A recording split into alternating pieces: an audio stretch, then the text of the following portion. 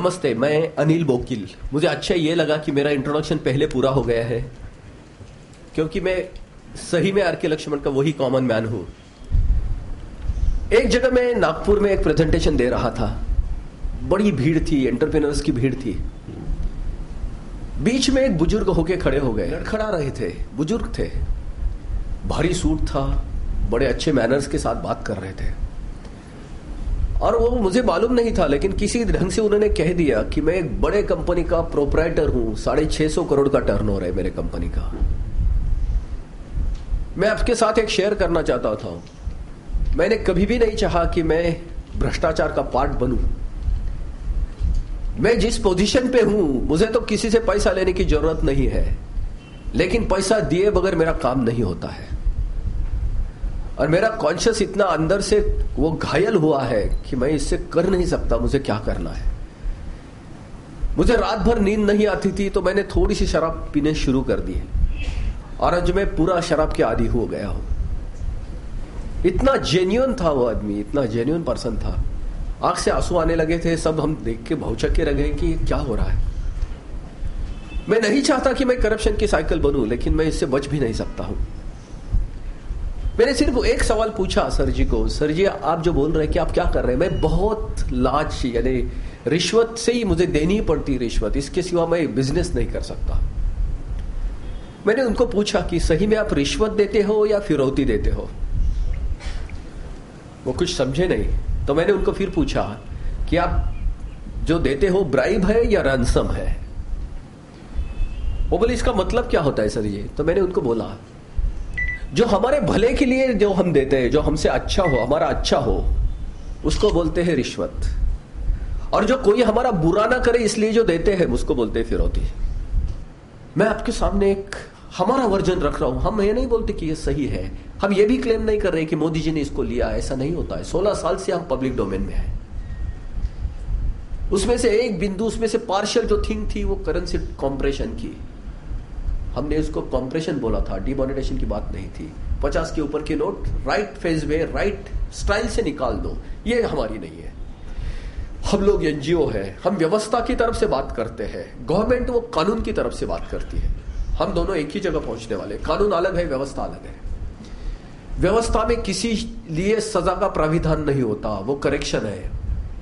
सजा का प्राविधान नहीं होता, कानून में सजा का प्रावधान होता है। इसलिए जब हमने रखा है तो उसमें एक भी आदमी का अगर नुकसान होने वाला है तो यह पूरा प्रस्ताव हम वापस लेने वाले हैं। Complete change over without harm to a single person, not a segment, to a person. क्योंकि हम सिस्टम करेक्शन की बात कर रहे हैं, और सरकार ने लॉ एंड ऑर्डर, ये दो डायमेंशन अलग है। जैसे रास्ता होता है ना, वो व्यवस्था होती है, ऑर्डर होती है, और उसके ऊपर का सिग्नल वो कानून होता है, लॉ। जहां रास्ता ही नहीं तो आप सिग्नल ग्राउंड में लगाओगे तो क्या होगा। हमें लगता है कि सरकार ऐसी करने जा रही है, जीएसटी के बारे में और सबके बारे में। लोगों के पास अभी पहले कंप्लायंस के कोई ये नहीं है, ये समझ में नहीं आ रहा है। इतनी है कि हम बिजनेस में अभी इतने उलझ गए हैं कि कर नहीं सकते अभी ये। मार्केट और सरकार अभी इतनी एक दूसरे की ताकत में आ गए, तो हम आपको बताना चाहते हैं कि इसमें फर्क क्या है। मैं आपको एक सिर्फ इलस्ट्रेशन दिखाता हूं। मुझे देखो, ये पूरा आम आदमी का इंटरप्रिटेशन है हम सब लोगों का। आप उसको देखो कि इसको अगर रिजेक्ट करेंगे, उसको मॉडिफाई करेंगे, उसको अगर इंप्रूव करेंगे तो हमें अच्छा लगेगा। वो इंप्रूव लेके हम आगे आएंगे। आज दुनिया के हर आदमी का लाइफ सिर्फ दो पावर ने पूरी तरह से कंट्रोल किया है। एक होती गवर्नमेंट और दूसरा होता है मार्केट। अभी दुनिया का कोई भी स्टेट प्योरली कम्युनिस्ट नहीं है, यानी सोशलिस्ट नहीं, और प्योरली कैपिटलिस्ट नहीं है। हमने देखा अमेरिका में जब मार्केट कोलैप्स हो गया सब प्राइम की वजह से, तो पहली बार गवर्नमेंट को इंटरवीन करना पड़ा, बैंकों को बचाना पड़ा, पब्लिक हेल्थ के लिए ओबामा केयर जैसी लानी पड़ी, क्योंकि गवर्नमेंट अगर नहीं होगा तो कौन होगा। ये होती है मार्केट, और इसकी जो ये होती है कंपैरिजन। ये दोनों बड़ी बुनियादी ताकत है। एक तरफ है गवर्नमेंट, दूसरी तरफ है मार्केट। जैसे पंजा लड़ाने वाले दो पहलवान होते हैं ना, दोनों की ताकत है, दोनों ताकतवान है। हम इसमें देखते हैं कि जो मार्केट है, जो गवर्नमेंट है, उसका जो 4 आर्म है वो होता है लॉ एंड ऑर्डर। ये गवर्नमेंट का ही लुकआउट है। और मार्केट जो होती है वो होता है डिमांड एंड सप्लाई। मार्केट इसी पे होती है। गवर्नमेंट की जो बेसिक ताकत है वो इफेक्टिवनेस है। इफेक्टिव कितनी है, गवर्नमेंट कितनी प्रभावशाली है। और मार्केट होता है वो एफिशिएंसी पे खड़ा है। मार्केट सिर्फ एफिशिएंसी को जानता है। एफिशिएंसी और इफेक्टिव बिल्कुल अलग डायमेंशन है। जहां इनपुट तो आउटपुट रेशियो कैलकुलेट होता है वो होती है एफिशिएंसी। इनपुट कितना डाला है, आउटपुट कितना मिला, वो होता है एफिशिएंसी। गवर्नमेंट को इनपुट का कोई मतलब नहीं होता। गवर्नमेंट कितना भी इनपुट डाल सकती है और इसलिए गवर्नमेंट के पास एक टूल होता है, वो है टैक्स। हम सब लोगों का बजट जो होता है अपने इनकम के हिसाब से अपना एक्सपेंडिचर होता है। हर कोई इंडिविजुअल हो या संस्था हो, हमारा बजट इनकम के हिसाब से एक्सपेंडिचर। अगर एक्सपेंडिचर के लिए हमें पैसा कम पड़ गया, रिसोर्स कम पड़े, तो हम बाहर से लोन लेते हैं या घर से कोई चीज बेचते हैं रिसोर्स खड़ा करने के लिए। सिर्फ गवर्नमेंट का बजट एग्जैक्टली उल्टा होता है। गवर्नमेंट के बजट में पहले एक्सपेंडिचर प्लान होता है और मीट आउट करने के लिए फिर टैक्स का ही आता है, यानी बाद में रेवेन्यू प्लान आ जाता है। गवर्नमेंट के लिए कोई इनपुट की कोई मर्यादा नहीं होती। इसीलिए गवर्नमेंट कभी इफिशिएंट नहीं, इफेक्टिव होना चाहिए। यह गवर्नमेंट की ताकत होती है। मार्केट की एफिशिएंसी सिर्फ प्रॉफिट के टॉनिक पे चलती है। अगर प्रॉफिट नहीं रहेगा तो मार्केट नहीं रहेगा। प्रॉफिट किसी और मार्केट नहीं चल सकता। और गवर्नमेंट का इफेक्टिवनेस, उसका टॉनिक है टैक्स। अगर टैक्स एडिक्वेट नहीं होगा तो गवर्नमेंट वीक हो जाएगी। ये मार्केट की ताकत होती है प्रॉफिट में, गवर्नमेंट की ताकत होती है टैक्स में। ये दोनों टूल अलग है। गवर्नमेंट प्रॉफिट नहीं ले सकती, मार्केट टैक्स नहीं ले सकता। कलेक्ट कर सकता है, ले नहीं सकता। दोनों अलग ताकतें हैं। अब यही चीज हम 60 साल से चाह रहे हैं कि हमारी सरकार को भी पटे। क्या बात है, बस हम यही चाहते हैं। तो ये जो संघर्ष आपने शुरू किया है, तो क्या ये प्लेटफॉर्म, ये हम जो यहाँ बैठे हैं चेन ऑफ एजेंट्स बन सकते हैं? जो आपका जो मैसेज है इंडिविजुअली, क्या वो अपने अपने लेवल पे, अपनी अपनी ऑर्गेनाइजेशन में, अपनी अपनी जगह पे वो फैला सकते हैं? क्या आप उसमें उन लोगों की कैसे मदद कर सकते हैं इस मैसेज को स्प्रेड करने में? Very good point. मैं इसको प्रोएक्टिव सपोर्ट मान रहा हूं और बस यही तो हम चाहते हैं कि हम एक आवाज बने। ये हमारा देश है। हमें इतने चार्टर्ड अकाउंटेंट ने पूछा कि हमारा वजूद क्या रहेगा इसके बाद में, और सबसे बड़ी कीमत उनकी होगी। चार्टर्ड अकाउंटेंसी सिर्फ एक इंस्टीट्यूट से निकलती है, वो सबसे ज्यादा प्रेशियस ब्रेन है हमारे देश के। 20 IITs है, मेडिकल कॉलेज कितने हैं, साइंस इंस्टीट्यूट नहीं है, लेकिन चार्टर्ड अकाउंटेंट सिर्फ एक इंस्टीट्यूट से निकलते हैं। इतना बढ़िया ब्रेन हम सिर्फ टैक्स कंप्लायंस में गवा नहीं सकता अपना देश।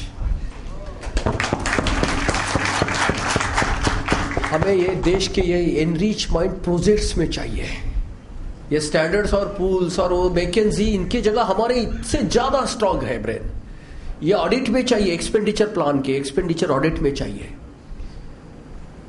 ये जो कोई एक इसमें से बन के पड़े हैं, हमारे देश को 40 लाख से ज्यादा चार्टर्ड अकाउंटेंट की जरूरत है। आज 3 लाख भी नहीं है हम, और ये एक ही इंस्टीट्यूट के हैं। इनकी ताकत, जैसे बोलते हैं ना, हम टेक्नोलॉजी वाले मैन्युफैक्चरिंग से आएंगे। आप चार्टर्ड अकाउंटेंट फाइनेंशियल रोल लीजिए, चाइना को तो हम कहीं की कहीं छोड़ देंगे पीछे। और ये डेफिनेट होने वाला है। कितने लोगों को मकान नहीं है, उनको प्रोजेक्ट रिपोर्ट बनाने के सिवा बैंक पैसे नहीं देंगे ना। आप देखने कितना बड़ा हॉरिजॉन खुल रहा है ये। सर, क्रांति का अगर हम मॉडल फॉलो करें तो इससे हमने एक जो बेस्ट चीज होगी वो हमने ये देखी कि इंटरेस्ट रेट्स नीचे जाएंगे। तो अगर सर इंटरेस्ट अगर चीप रेट्स पे मिलने लगा, तो जैसे यूएस में भी ये हुआ था कि लोग अपना पैसा डालने के बदले बैंक से ज्यादा उधारी लेंगे, तो this will give a rise to a lot of bubbles. तो how do we make a correction in that? मैंने पहले ही बताया कि अमेरिका का पेट ज्यादा खाने से दुख रहा है, भारत का कम खाने से दुख रहा है।